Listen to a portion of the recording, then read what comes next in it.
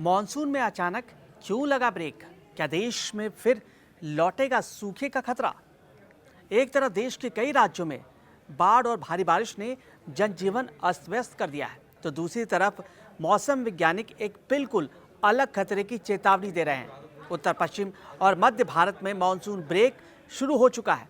इस एक्सप्लेनर में सब बताएंगे कि आखिर मॉनसून ब्रेक होता क्या है, यानी अगले कई दिनों तक बारिश लगभग थम सकती है।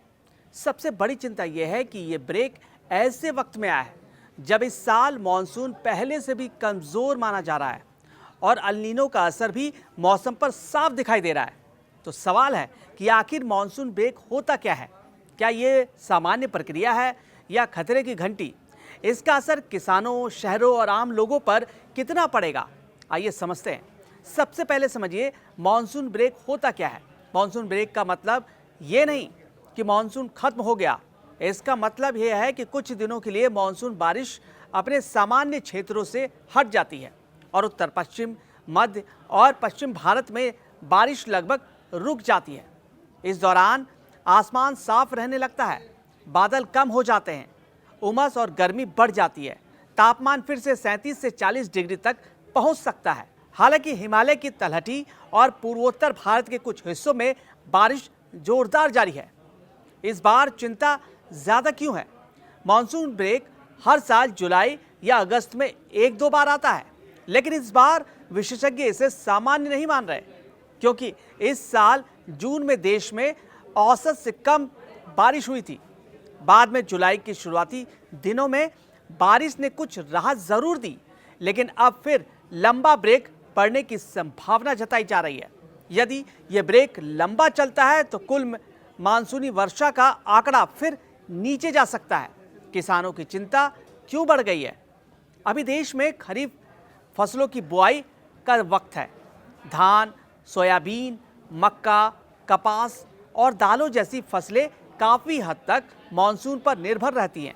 अगर लगातार कई दिनों तक बारिश नहीं हुई तो मिट्टी की नमी कम हो जाएगी, नई फसलों की पैदावार प्रभावित होगी, सिंचाई पर खर्च बढ़ेगा, उत्पादन कम होने का खतरा रहेगा। यानी इसका सीधा सीधा असर खेती और किसानों की आय पर पड़ सकता है। इस पूरे बदलाव के पीछे अल नीनो कितना जिम्मेदार है? विशेषज्ञों की माने तो इस बार अल नीनो ने भी बड़ी वजह माना जा रहा है। अल नीनो तब बनता है जब प्रशांत महासागर का पानी सामान्य से ज्यादा गर्म हो जाता है। इसका असर सिर्फ समुद्र तक सीमित नहीं है, ये दुनिया भर के मौसम का संतुलन बदल देता है। भारत में इसका सबसे बड़ा असर मानसून पर पड़ता है। अक्सर मानसून कमजोर हो जाता है, बारिश कम होती है, सूखे जैसे हालात बनने लगते हैं। क्या आगे हालात सुधरेंगे?